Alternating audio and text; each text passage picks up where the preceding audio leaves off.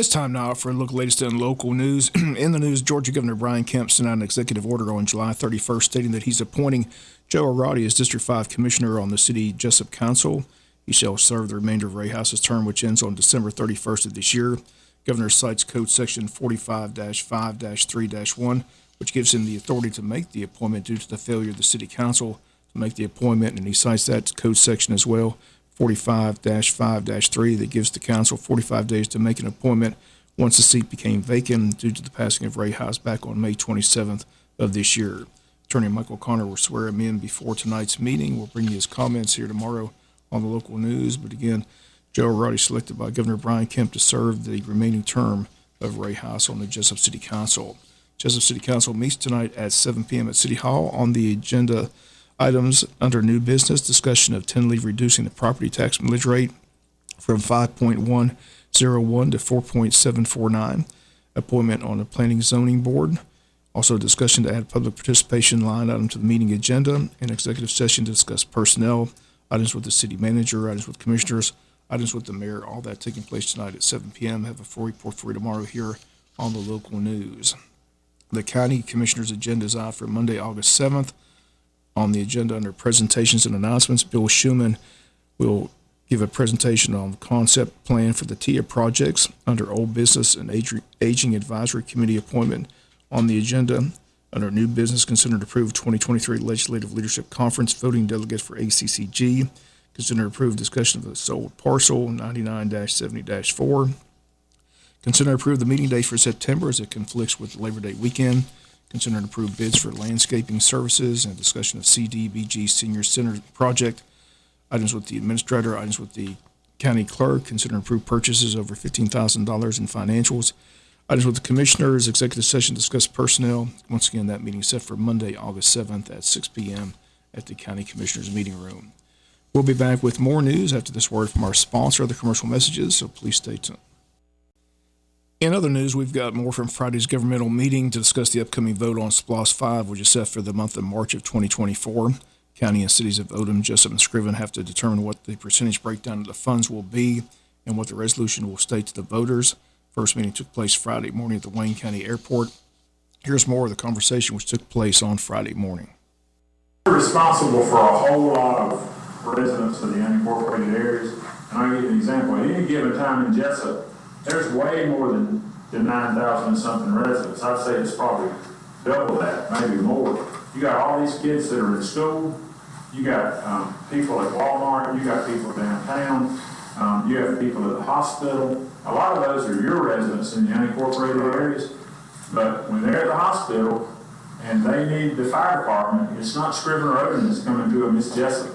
Yeah. And so the same thing at Walmart. If they have a car accident downtown, it's not Odom and Scriven or whatever coming, it's going to be Jesup. And so we're responsible at any given time for a whole lot of people that really, I know there's a lot more people than what our population is because most of the schools are in the city of Jesup. We're responsible for those kids. We have to provide them police and fire protection. If there's a problem in the school, the sheriff comes to the backup for us, but our police officers are the first on scene.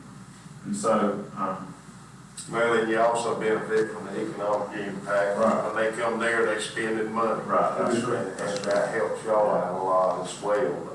Yeah, I see what you're saying. But I think this meeting's been a good first start. I mean, I think that we're all seem like we're on the same sheet of music. This is very refreshing. The prior meetings have not been this quarter. And once again, the meeting occurred Friday morning at the Wayne County Airport with all government agencies represented. The county's administrator, Paul Andrade, states the county has three top projects for SPLOST 5 funds. Again, the first priority is to secure courthouses. Number 2 is an equestrian center, and 3 is a community center with a pool. Once again, they are on a timeline, so they have to send the resolution to the state 3 months before the March vote in order to get it on the ballot.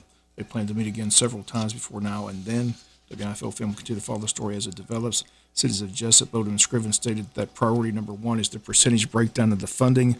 Scriven Mayor Jason Weaver states Friday that the big selling point in Scriven is playground equipment for both the Grace Community Center and the Sam Dreyer Center. But Mayor Weaver says, quote, "We don't have enough funding to purchase playground equipment.